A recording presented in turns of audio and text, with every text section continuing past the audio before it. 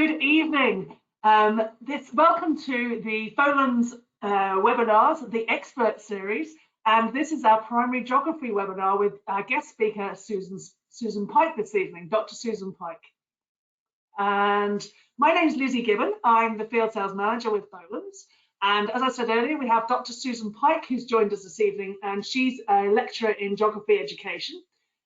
Susan is going to give you a really good run through on how to get the most out of an atlas in your geography lessons. Really looking forward to this, Susan. So Susan has worked in geography teacher education in St. Pat's in DCU for more than 20 years, I believe. And she's going to bring her experience in teaching and researching geography in primary schools to you this evening.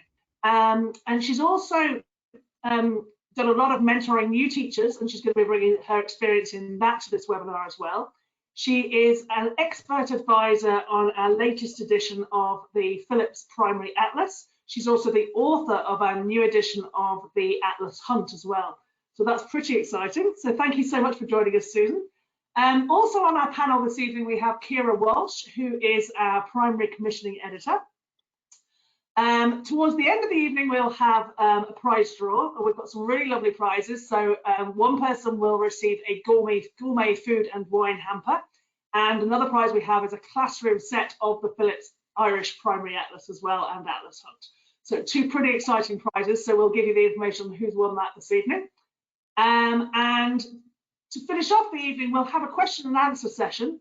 If you have any tips to share, do put them into the chat box. You know, top tips on how you've incorporated atlases into your lessons. That would be really, really great to share those. Or if you have any questions for Susan or for Kira, do put those in the chat box, and we'll try and get to as many of those as we can during the evening. Any we don't get to, we'll make sure we get back to you afterwards as well. I reckon all in all, we'll be here sort of 40-45 minutes. So I'm going to kick off, and I'm going to hand over to Dr. Susan Pike, and I'm just going to give you control, Susan. Hopefully you should have control now.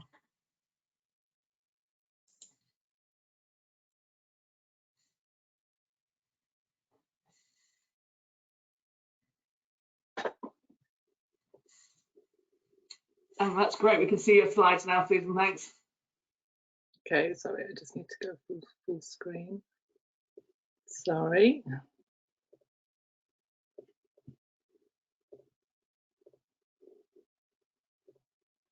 Now, there we are. Okay, so welcome everybody. Wonderful to see that there's so many of you here this evening. So thank you for your time, very much appreciated, especially for the week that's in it. So thanks to Lizzie for the introduction. So as Lizzie said, this is all about making the most of your atlas. So atlases are all about places. We're going to have a look at how we can look at places and have some real meaning behind that. So I'm going to what I'm going to look at is thinking about why maps, thinking about how we can plan for mapping across the school, have a little bit of think about what research is out there for primary geography, and then the nitty-gritty of what we can do with children and maps across the school.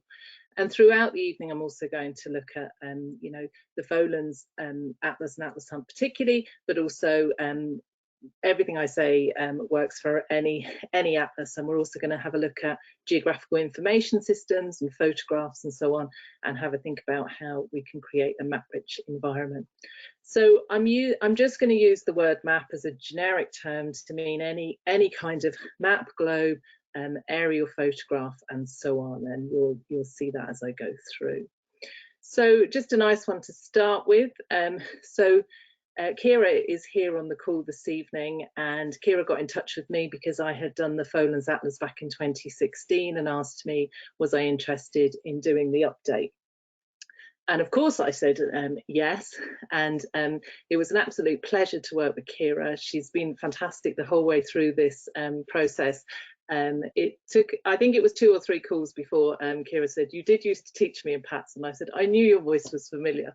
It's been really wonderful to work with her. And Kira sent me this the other day because she knew I'd like this this image. So tonight, hopefully, I would have had a Folan's Atlas to wave in front of you, but I don't have one because they're stuck in the middle of the English Channel.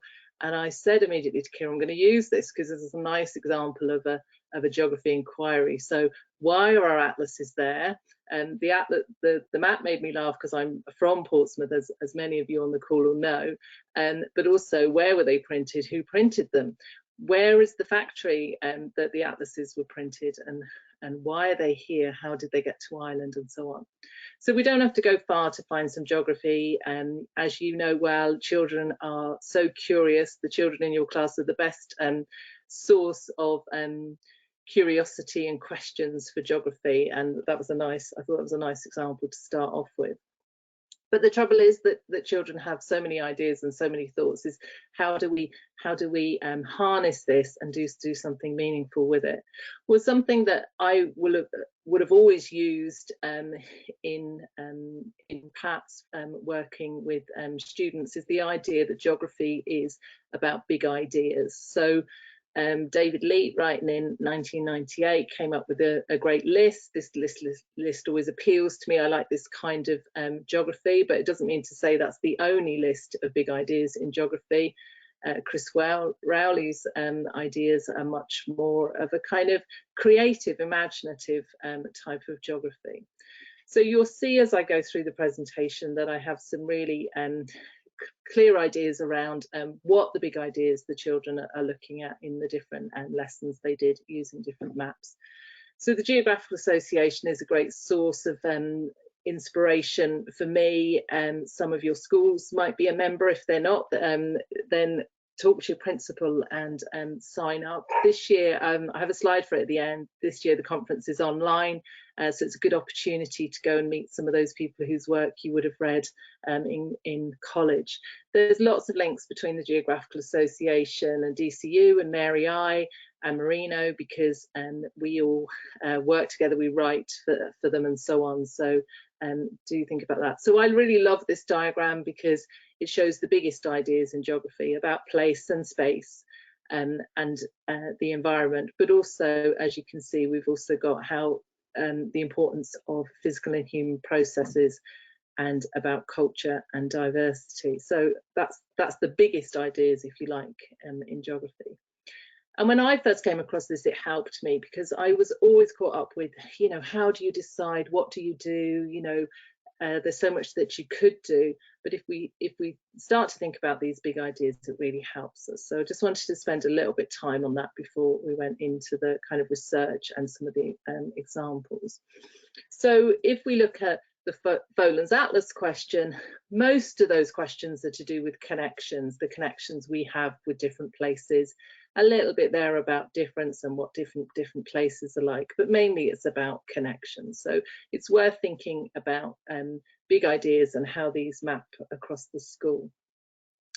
So another article from Primary Geography is from my friend and colleague Paula Owens. Paula has been over to Ireland. I think she's planning her retirement over here eventually, and she put this really great diagram together in I have the date wrong there, it's 2013, and it's a really good diagram to get us thinking about what we're using with different age group children, and that some things are quite difficult for children to get their heads around, like infographics, some aerial photography and so on, whereas other things are a lot easier, like plans and sketches, whether they're using someone else's or using them and so on. And then she also has, you know,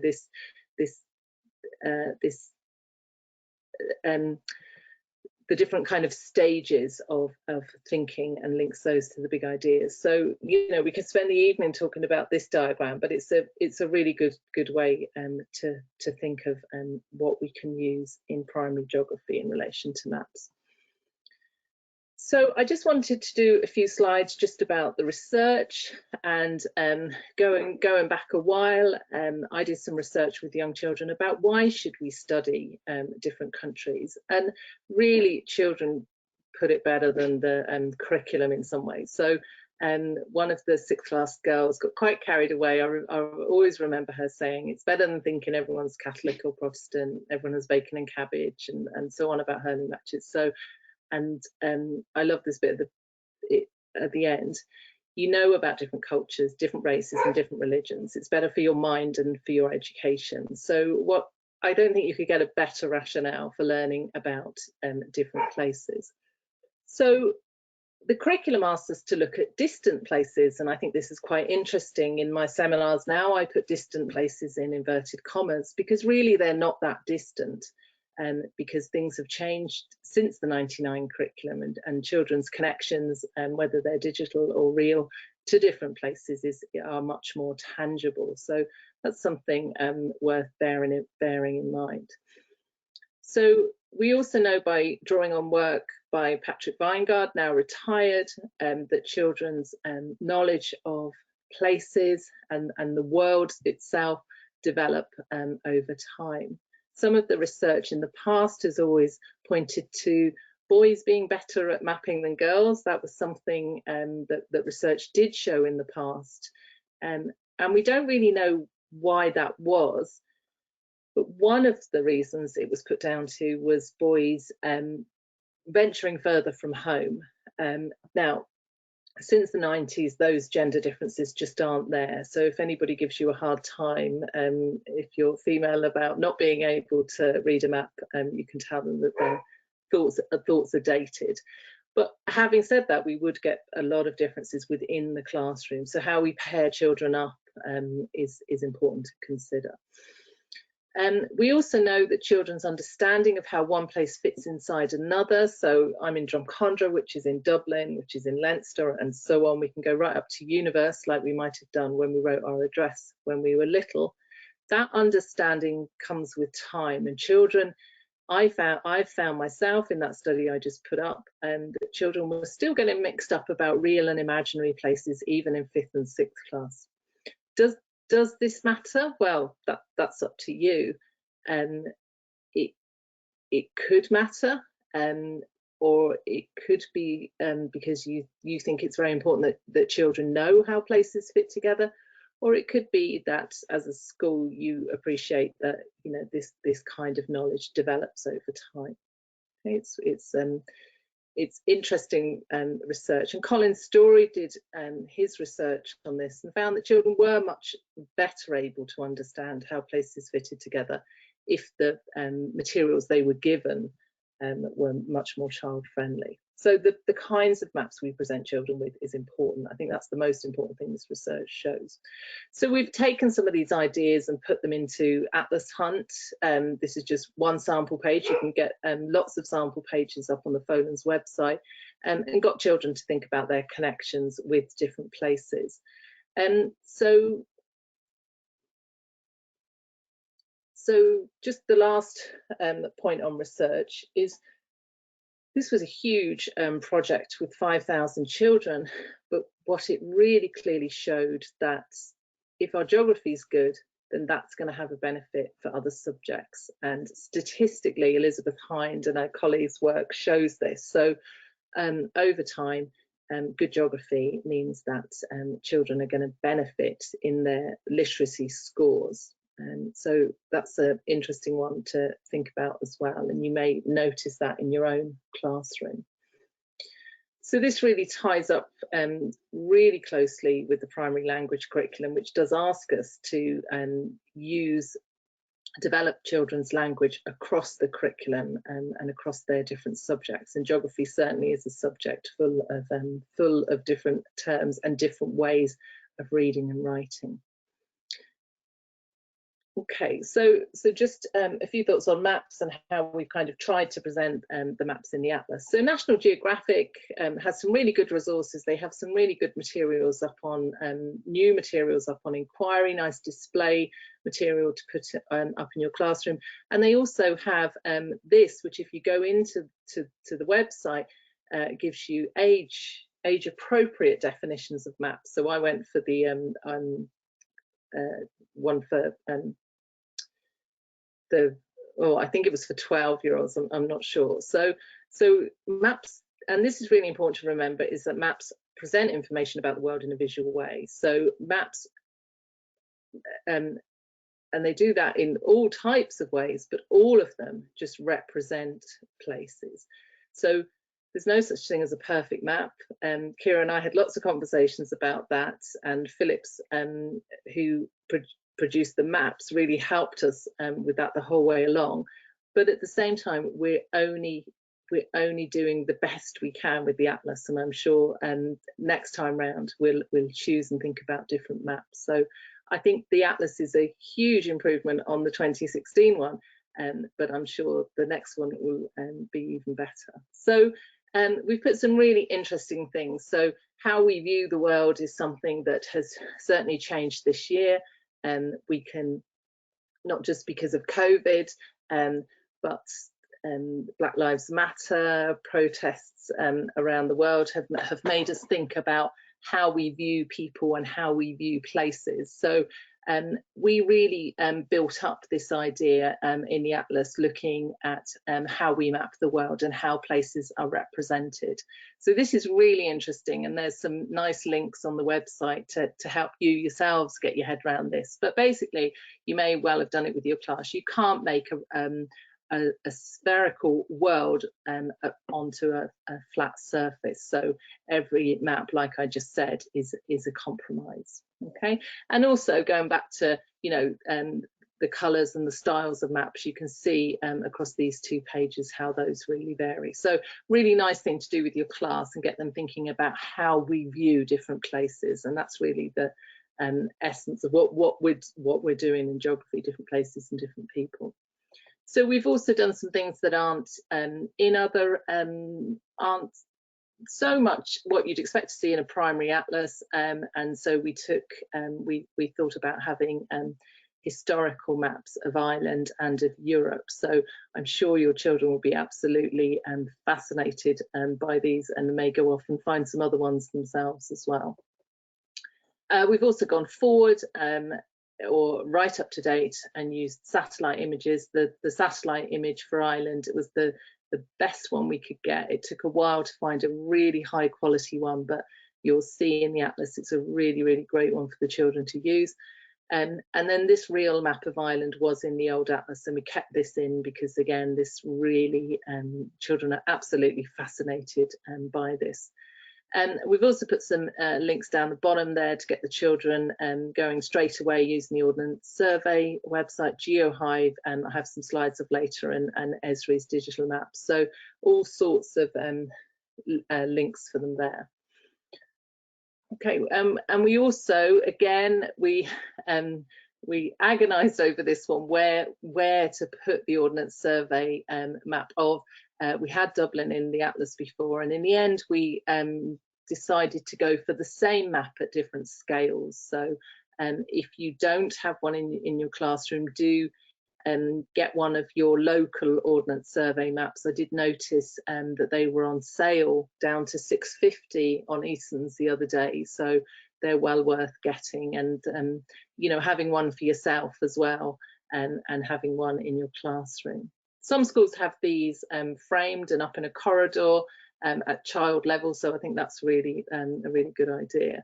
So whilst I'm talking about that, it's really important to have a map-rich environment, and we talk a lot about having print-rich classrooms, and I suppose a map is part of that print. But as you can see here, we've got different types of maps. We've also got maps made by children behind the teacher here, and so on. So just think about what maps you have up and where those maps are. We can also think about our connections in our school with other places, and these kinds of things I see frequently in schools, and I always like to take a photograph of them. So a bit of the one on the left is more of a display, the one on the right is more of a kind of working map of the world, where the specific connections are put in and taken down again. Okay, so the picture on the left is really interesting because the globe is low, so that's something else I always emphasize, have a globe so that the children can pick it up and have a look at it. They're pretty tough most of the time.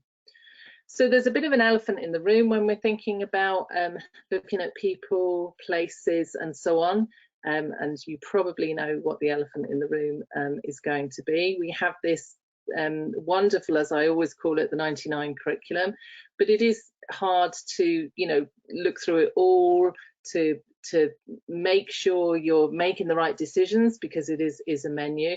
But we also have a bit of a historical hangover as to children learning off places. Now, that, I'm just going to go back a minute because I just want to talk and then go back to the words. That's really interesting. It is a hangover, to put it one way, from Victorian times and payment by results. So it actually goes back to before the foundation of the state. And it just stayed. It stayed because the 71 curriculum wasn't implemented, because there wasn't staff development for teachers. And even for the 99 curriculum, that was limited. Now, I'm sure lots of you on the call have done other things to develop your expertise in curriculum making in geography, but it does specifically say in the curriculum, this is addressed, this issue is addressed by saying that the children should not be memorising names of physical features and so on. And that doesn't do anything to enhance children's geographical understanding. So having the map-rich environment, using the atlases, grabbing the atlas because we're talking about something topical, or we're talking about something we're actually doing in a particular topic, really helps develop children's place knowledge without it being this memorization. So if you have any questions, any other questions to ask me about that, do ask me at the end, because I find it fascinating myself and these debates. So so we've tried to bring all of this into the atlas by an atlas hunt, by getting children to think about their place in the world, develop their knowledge and understanding of local, national and global places and communities, and to understand key concepts that I've mentioned earlier, such as location, obviously, but also this idea of connections, interdependence, and so on. We also hope, particularly in Atlas Hunt, children will think about global issues. There's opportunities for children to map places in the news and so on. And on every page in Atlas Hunt is examples of what children can do as extension activities.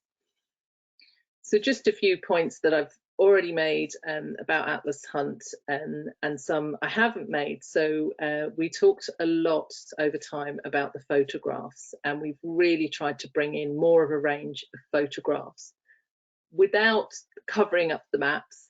And I suppose the idea of the photographs is to develop children's curiosity about places, to go off and find, you know, other images and other perspectives on these places. We've also included some less familiar places, so we've particular maps of countries in Africa which weren't in the old atlas. Again, difficult decisions to make about those, so we hope that that those work for you. So Atlas Hunt, I've made some of these points, but it is quite different. It does look quite different, and I think the important point is to say down here at the bottom is, when Atlas Hunt is finished, if it's finished with your children, it probably won't look as perfect as it was with lists of places and so on. There's much more opportunity for the children to make maps themselves and decide how features would be represented, rather than listing the place names next to the map. So we've really tried to kind of give children an opportunity to make maps as much as possible. We've also tried as much as possible to bring in some inquiry-based learning and some opportunities for children to think about their questions about places and how they might investigate those. And we've also tried to put a lot of extension activities in, and I'm sure you'll be able to think of some better ones as well than the ones we have in. You'll also be pleased to know, if you're thinking, oh, I'm not too good at all these terms, that there's a glossary of geography terms in at the back as well.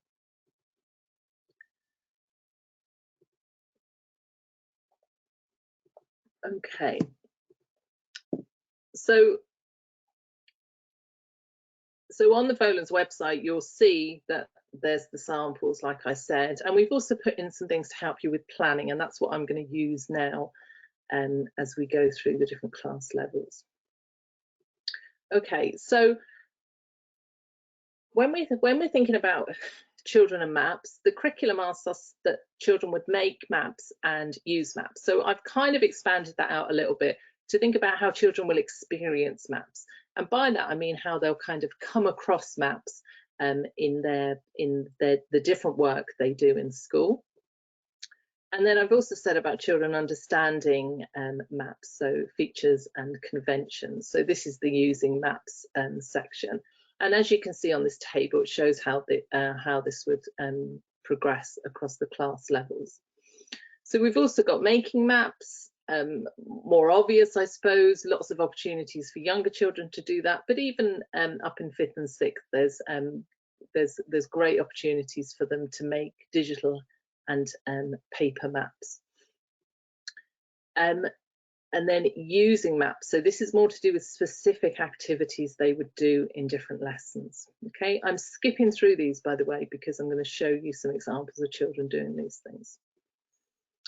Okay, so just in relation to thinking about people and places, I always draw on John Dewey. We love drawing on John Dewey in Geography and History Education in DCU. As well as drawing Massey. So this is to do with our experience and how we reflect on those experiences and how we think about different people and places. So our identity, where we're coming from, colours everything that we see. Even when we see places for real and we travel abroad, we're still seeing them through our own lenses.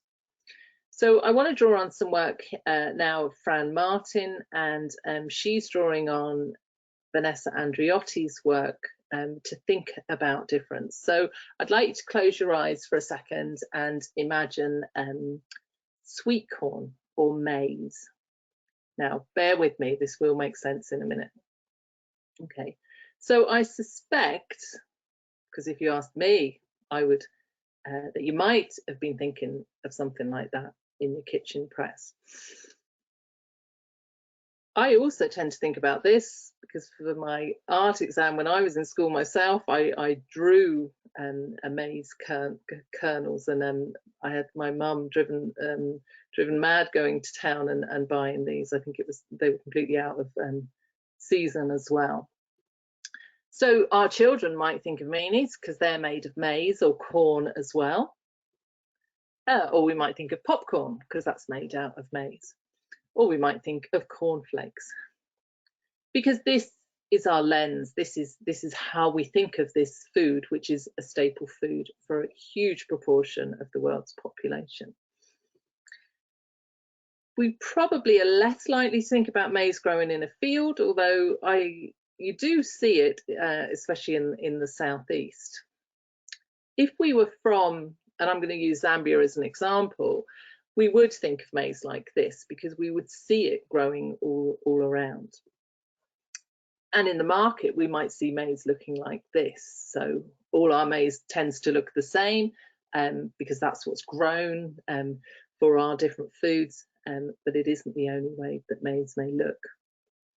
And actually, if we were in Zambia, we would eat food that looks like mashed potato, but is in fact shima, which is made from dried and pounded maize.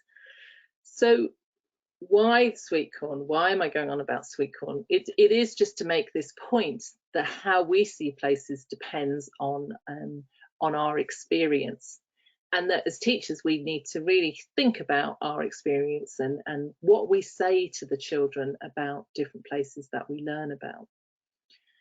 And we need to be really, really careful about reflecting the diversity between countries and within countries. So be curious. We need to be curious ourselves about the different places that we're learning about. Okay, so Vanessa Andriotti's work is really good about thinking like this. So, you know, when we look at different places, where are we coming from? Are we in our tent looking out saying, oh, those places are different? Are we bringing a bag with us to think, no, I'm going to stay here. I'm going to have a look around. I'm going to talk to people. I'm going to really think about this place. So what of these kinds of ideas can we bring into teaching about different places? Okay, so I'm going to use some examples that I've drawn on from colleagues that I know and that I've worked with in the geography education world, and also a lot of work that I did for this book on the right, Learning Primary Geography. There's also examples from eco-detectives which you should have in your school, and you can get online around how children use the locality. I was the lead author on that one as well.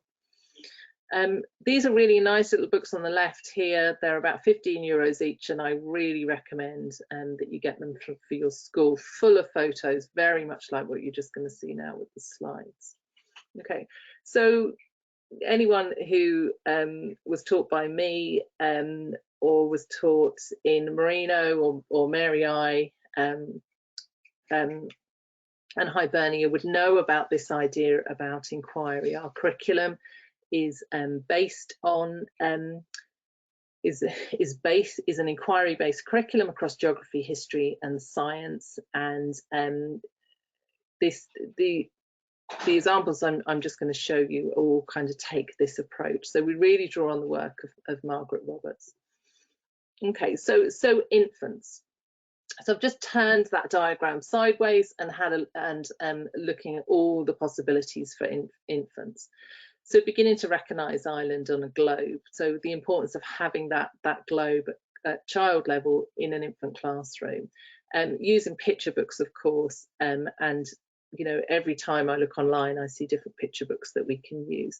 Making mark making as a pre-mapping activity. Okay, so just to give you some examples of that, this is a wonderful book, Zoom. Zoom used to not, to me, be being on a call, and it's this book which zooms out and out and out. So have a look at that on YouTube. Really good for getting children thinking about scale.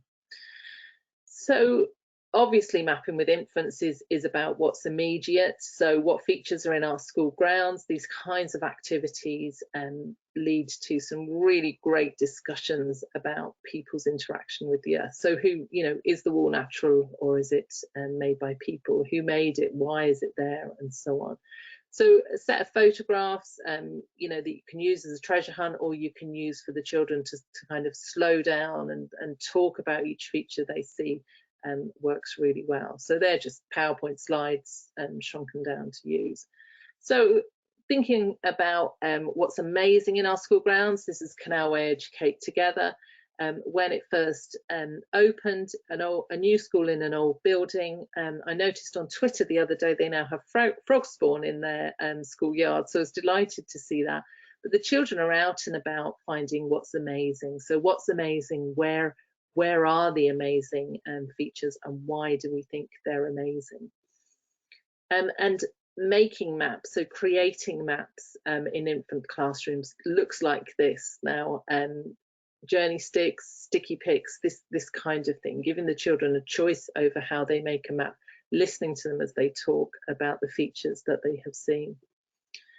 Obviously, storybooks work really well. I probably don't need to say too much about that because you would be aware of that. But that's not to say with younger children you can't look at scale, specifically about countries, and using maps, getting them to think about how big places are compared to others and how we get to places. So there's a really good website, True Size of, it's linked on Folens, that we can look at a Mercator map of the world, so it stretches out north and south, and see how big Ireland is compared to other countries. And this is really interesting when you look at Greenland and how it's presented on a Mercator map and how big it actually is by the time we drag it down to the equator. So you can do the same for Ireland. So you can get, your children would have great fun with that. So obviously there's pages in the atlas that would be fit in with infant topics, for example, the Arctic and Antarctica. And so it's probably worth having a copy with the younger classes. So going through to first and second class, they're Minecraft mad at this age. So, you know, drawing on what they're doing anyway. having more of a sense of where Ireland is in the world.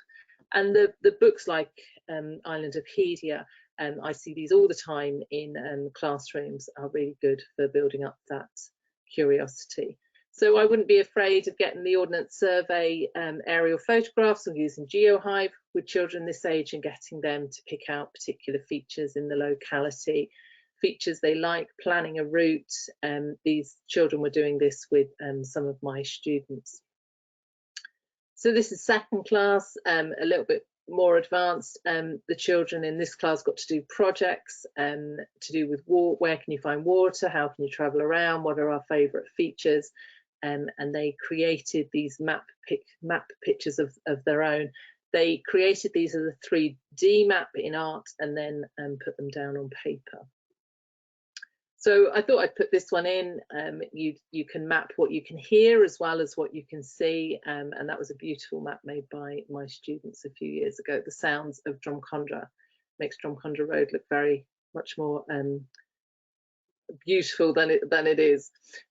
So at this age group, they're getting a really good sense of their country, and again having a map of Ireland up, having it up but low down so the children can look at it, having you know, using that map and drawing on it, marking places that get talked about in class and so on. So going up to third and fourth class, they're beginning to use grid references a little bit more, using maps to think about similarities and differences, and beginning to more move towards using the maps in the atlases. So in your school, you may or may not have sets of atlases in third and fourth class. You may just have some of them. You may use some of the older ones that the fifth and sixth class don't need anymore. So looking at settlements and why settlements grow up over time, I think works really well with this age group. So thinking about a particular place, why it grew up and so on. So I'm just using Dungarvan as an example here, looking at the castle and why the castle is where it is. And what that place looks like in the past and how it looks now. So I chose this map because the school is on this map. And also here's just some sample pages from Atlas Hunt, and you can see that the children make their own maps of their country. So I think these will work really well. And we have some nice samples to go up on the website of how children have done this. So using maps to help us answer inquiry questions to do with local issues is really great at this kind of age group. So how can we make our lanes safer, using maps to look at the microclimates of the school, that kind of work. Sometimes it doesn't have to be geography, so this is Maths Week, 100 Capitals. This is SPHE, figuring out how we can make space for older people. That's a multi-grade class. I also think at this age group, it's great to get them taking part in the citizen science, citizen geography projects, and the National Biodiversity Centre is a good example of that. Geograph is very dated, but it's very wonderful because it has photographs that people have taken from every square in the UK and Ireland.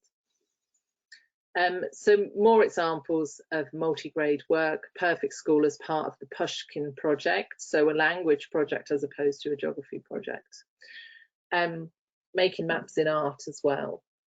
And then just moving on to fifth and sixth class. This is the age really where you can get them using Google Earth. Big fan of Google Earth as opposed to Google Maps. Both are good, but they're quite different. And for example, looking at places in the news, so where is reported in the news and where isn't reported, where's the good news, where's the bad news, and so on. And then I think Jim's possibly on the call. Follow Jim on Twitter. With his class, and he carried on this during lockdown. He's done some amazing work with the boys, looking at their locality. And we've also used digital mapping with the boys to create their own Google Maps of features in and around their own locality. And I know during the last lockdown, some of the boys made videos of the history and the geography of their locality. Okay, so yeah, ordnance survey, sorry, I have the slide there of ordnance survey maps. So you think, where do I start with ordnance survey maps? So we'll maybe start with art and getting the children to, this is from Paula Owens as well, getting the children to make up stones of the symbols and then finding the different features on the ordnance survey map. But using those maps from early on makes a big difference. Okay, and then connecting the local with the global. This is St Mary's National School down on Dorset Street. So again, it's a place I bring the students into, and the children did field work in the local area, finding global connections, and then came back, looked at their own connections, and then put these onto a big world map. So get one of these big world maps that you can get in Folan's and from Stanford's is well worthwhile as well. And we also, I don't have photographs of it, but we also did this on Google Maps, so finding places that we had family connections with. And Atlas Hunt helps you do this because the children can create these maps and keep them as time goes on. We were quite struck by the fact that Atlas Hunt will be a nice keepsake for the children to have. Okay, so just in relation to GIS, we might think GIS sounds very techy, but our children in 4th class upwards, 3rd class upwards are very familiar with Snapchat maps, and they are a GIS because it's, you know, it's a map and then it's where their friends are, and the children are using those to call their friends and to connect with their friends, to check where their friends are. So GIS is just, you know, it's Google Maps, it's Google Earth, it's a digital map in layers. But I think it's really interesting to get children thinking about these kind of layers of place, as I said right at the beginning. Okay, just some more examples of the GeoHive maps looking backwards and forwards in time.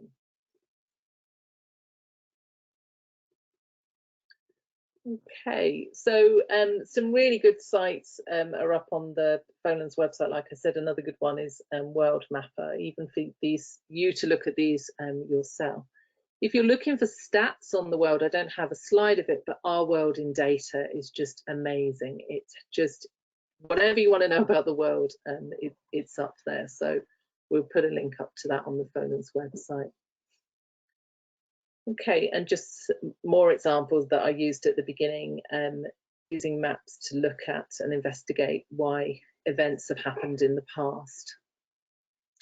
And some of these maps, this is a geology map, so some of the maps online will help us look at why it may be that particular things happen in particular areas, so flooding,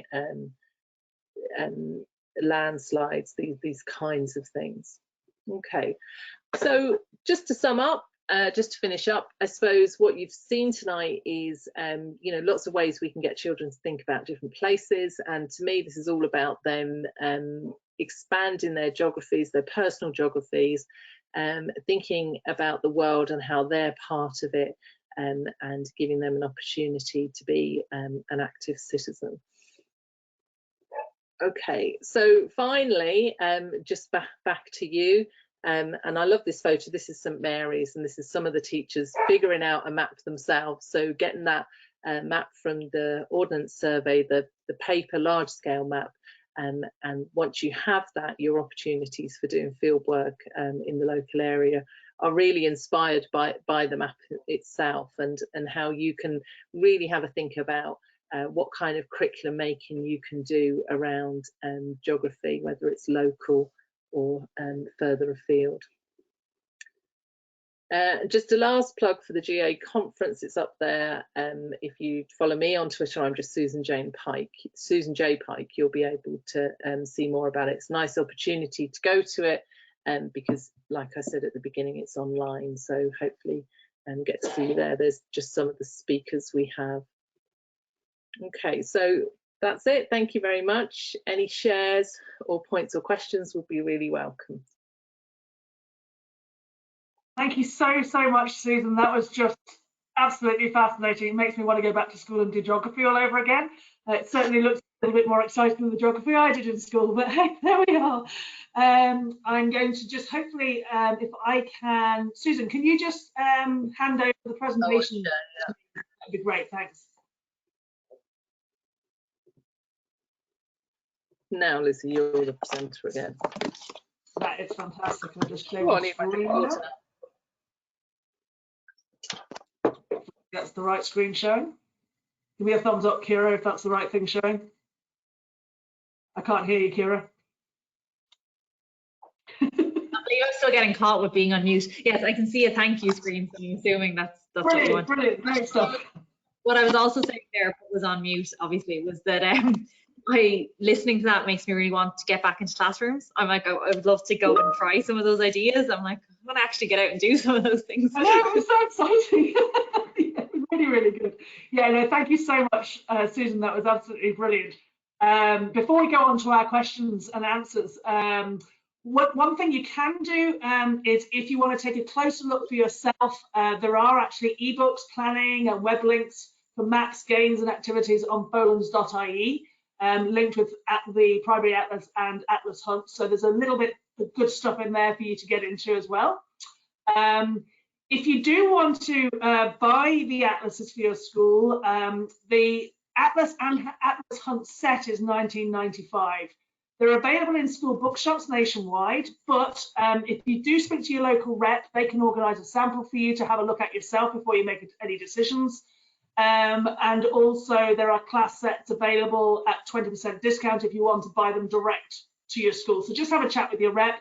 They are happy to, they're available to take calls or to give you a call at any time that suits you. So even if that's an after school time, there's no problem at all. They're delighted to do that. I'm going to move on to the prize draw now. I've just received the names of the people who are with, oh, you're not going to believe this. Jim Ryan, our Place National School, has won the hamper. So congratulations, Jim. And the Atlas class set is going to Mary McDonnell from St Anne's National School in Rathkeale. So congratulations to both of you. And we'll make sure that we get those to you as soon as possible. So many congratulations for that. And I'm going to move on now to some questions and answers. We've got quite a lot of questions in. We've got some really lovely questions. We've got some nice top tips as well, which is really great to see. It's lovely when you get this kind of interaction. So really, really good. So I'm just going to go to the questions. The first question is a Susan question. What are your thoughts, Susan, on memorizing mountain ranges, rivers, European capitals, etc. in the upper classes? What are your thoughts? Okay, so I think that children's place knowledge is really important, and that we should build that up all the way through. I personally don't think it's a good idea for children to be memorizing names of places with no context for them at all. So I would suggest doing, all of the things I said in the presentation, having those maps up in your room or in your in the corridor, and using them all the time. So I had one there at the end, places in the news. I always had one of those when I was a teacher. So that kind of thing. I think it's really important that children should be able to find places online or in an atlas. So I would place much more emphasis on that.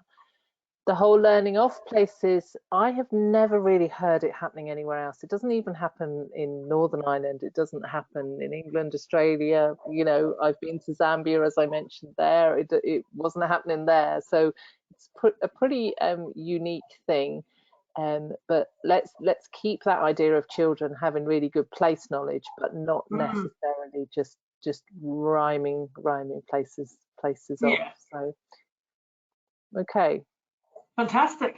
Okay, do the atlases have a good detail of the UK as well as a focus on Ireland? And by the way, they look fantastic. This is what that person said. Yeah, there's a large, we have there's a double spread of England and Wales, and there's Scotland as well. So they do, they're good. There's a lot of maps of Ireland at the beginning, as there was before. So we haven't really changed that from the 2016 one. What we have changed is there's better photographs. So So, you know, I think the old one, I mean, we didn't have the freedom to change as much as we would have liked to back in 2016. So we've really changed a lot of the images. So it's really nicely up to date for schools. Yeah. That's fantastic. This is a tip that came in actually. It's a really lovely message. This brings back memories. My dad, who was a principal of a school many years ago, invented a game that would have us all buddy up, find 10 places on the map, each swap lists, and the first to find all the features wins. It was fun. We learned loads, and it inspired me to do a geography degree. Yeah, So that's funny. really nice, really nice.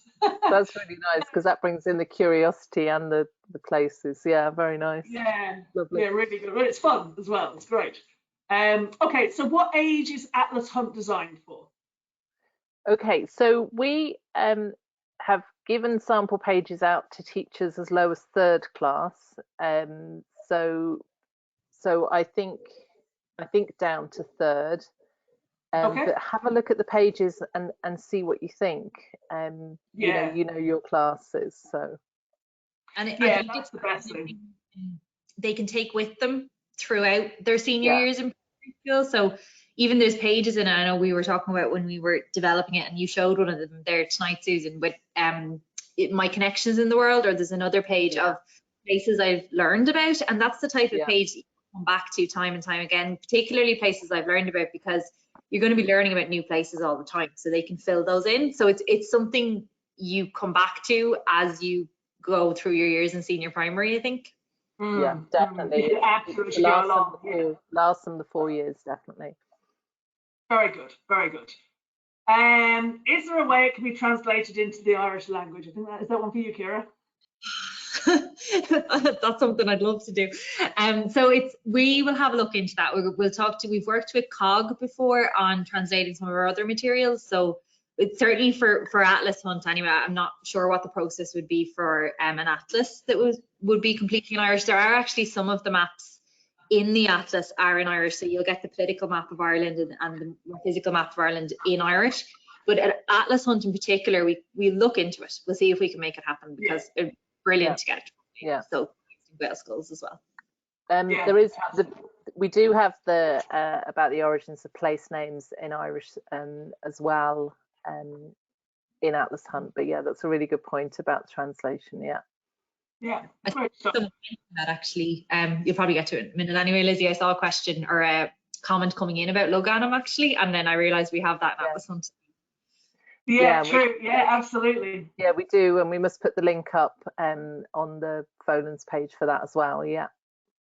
Brilliant, brilliant. Okay, this isn't a question; it's just a comment from another past pupil of Susan's from St Pat's. Lecturer, yay! I didn't hear that. Say that again. Amazing lecturer. Cheers. Thanks very much. I'll pay you later and get you another hamper. Absolutely. Okay.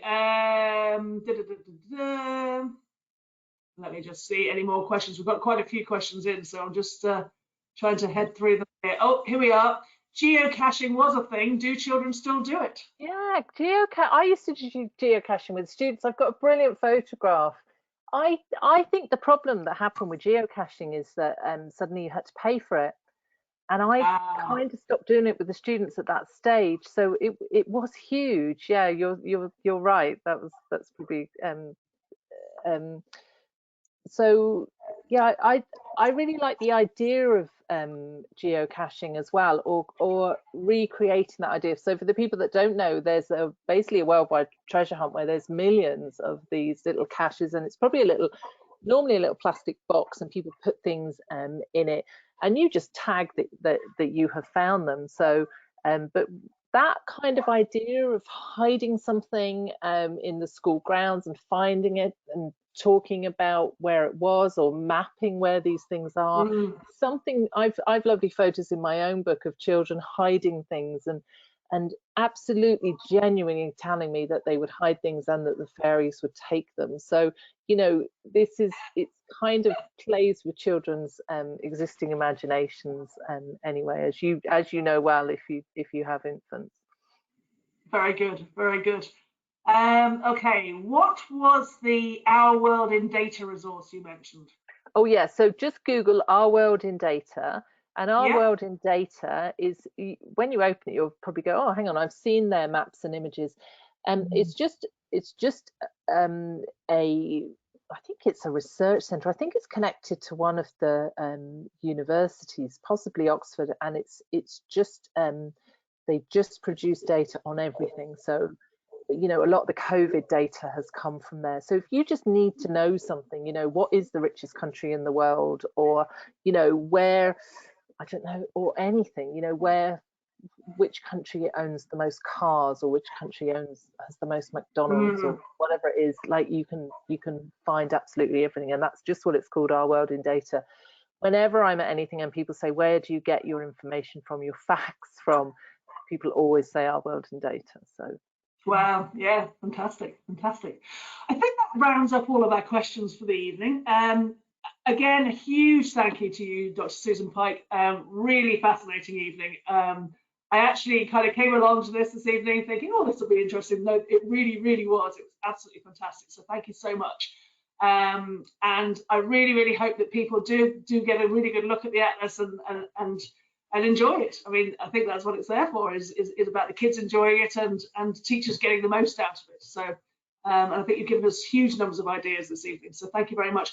And I want to extend a huge thank you as well to everybody that's joined us this evening. You know, you've given up your time in the evening after a hard day. Some of you have been in school, some of you have been working on Zoom all day, and here we are again for the evening on Zoom. But absolutely, thank you so much for joining us all this evening. It's been a fascinating evening, and hope you get loads out of it. So good night, everybody. thanks everyone, lovely to hear from you. Thanks.